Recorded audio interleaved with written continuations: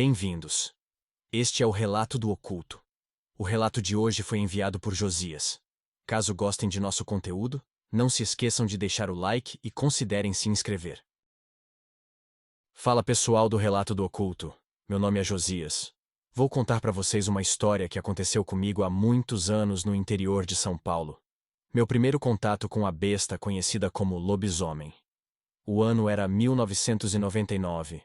Eu tinha acabado de fazer 18 anos, tinha uma namoradinha e tinha acabado de comprar meu primeiro carro. Um Fusquinha branco, que era o meu xodó. Nunca fui uma pessoa muito religiosa, apesar de frequentar a missa algumas vezes para acompanhar minha mãe e minha avó. Me considero um bom filho e neto, nunca dei trabalho, por assim dizer. Em meados daquele ano, como de costume, eu ia passar minhas férias com meu avô na fazenda. Eu gostava muito de pescar, andar a cavalo e ficar de prosa na varanda. Era a clássica boa vida do campo. Para mim, tudo seria como sempre foi, apenas paz e tranquilidade, tudo o que estava precisando depois do primeiro semestre puxado na faculdade. Minha mãe e eu fomos para a fazenda no meu carro. A primeira viagem do meu carango. Meus avós nos receberam com broa e café quentinho.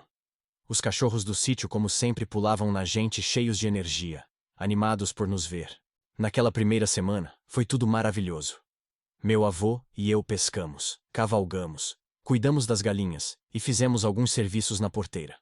A semana passou e, para fazer média, acompanhei as mulheres na missa de domingo. O padre era um velho conhecido da família, já um senhor de idade. Quando terminou a missa, ele estava conversando com alguns fazendeiros e caseiros. Alguns estavam com os ânimos exaltados, falando sobre pegar os cachorros e armas para fazer alguma coisa. O padre enfatizava que a solução era oração constante. Fiquei curioso e me aproximei para participar da conversa. Um dos homens comentou que já tinha perdido algumas galinhas e um dos bezerros, e que alguém tinha que dar um jeito na onça que estava rondando as fazendas. Um deles interrompeu e disse que isso era obra do capeta, que não tinha nada a ver com onça. Esse era o seu Manuel, o dono da quitanda. Antes que o assunto ficasse interessante, minha mãe e avó me chamaram e fomos embora. Quando cheguei em casa, contei para meu avô tudo o que tinha acontecido. Ele disse que seu Manuel era um homem sábio e vivido, que tinha crescido com ele. Já viu muita coisa nessa vida e gente nova como eu acharia que ele estaria caduco se conversasse com ele por algumas horas. Perguntei para meu avô se as coisas estavam normais com a criação. Ele me respondeu que na fazenda dele tinha muita proteção espiritual e que a maldade que se esconde na noite não tinha poder para entrar nas terras dele.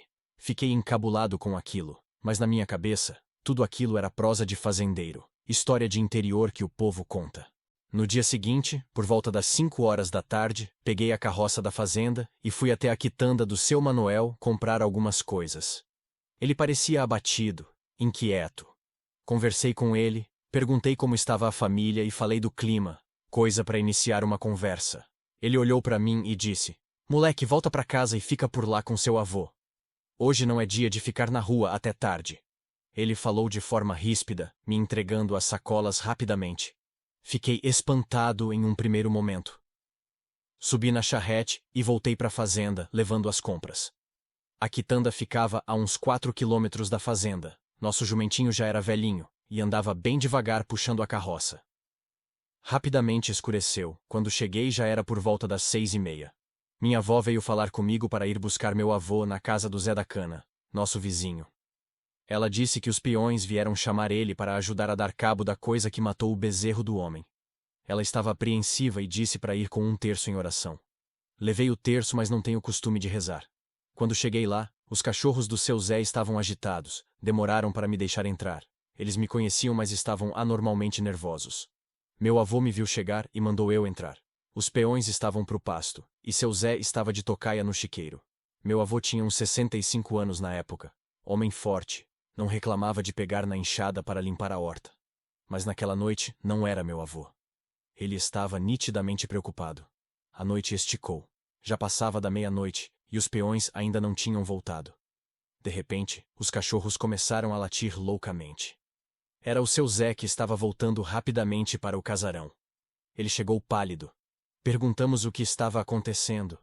O homem, outrora machão, estava gago. Mal conseguia explicar o motivo da correria. Pouco depois que ele entrou, os cachorros começaram a se atracar. e um cheiro forte de carne podre com urina invadiu a casa. Para mim era o seu Zé, que estava no chiqueiro. Mas o homem não aparentava estar tão sujo. Os cachorros pararam de latir e começaram a dispersar, choramingando. Um repentino silêncio se manifestou. Meu avô estava com um facão em mãos e seu Zé portava uma espingarda calibre 12. Eu ia abrir a porta para ver o que estava acontecendo lá fora, mas antes que minhas mãos chegassem na maçaneta, seu Zé me segurou o braço e disse: "Tá maluco, menino? O coisa ruim está lá fora." Meu avô fez uma expressão de desespero. Nunca tinha visto aquilo. Começamos a ouvir alguma coisa dando voltas na varanda. Era algo pesado. Parecia um jumento pisando no tablado de madeira. A coisa começou a bater na porta e farejar por debaixo da porta. Seja lá o que fosse, começou a rosnar. Parecia um cachorro, mas era mais grave e gelava a espinha. Do nada, os cachorros voltaram e começaram a latir e brigar com o outro bicho. Cheguei perto da janela de madeira e olhei pela greta tentando ver o que estava acontecendo. O que eu vi mudou minha visão da vida e do mundo. Era um cachorro, mas as pernas eram magras e longas. Anormalmente longas. Tinha pelos curtos e focinho longo. As mãos eram grandes e tinham dedos longos como mãos humanas. Meu avô disse: "É o cachorro do diabo. O lobisomem." Aquilo me tirou o chão. E isso é folclore. Não fazia sentido para mim aquela coisa existir. Por minutos fiquei em negação, vendo a criatura brigando com os cachorros com seus olhos amarelos brilhantes.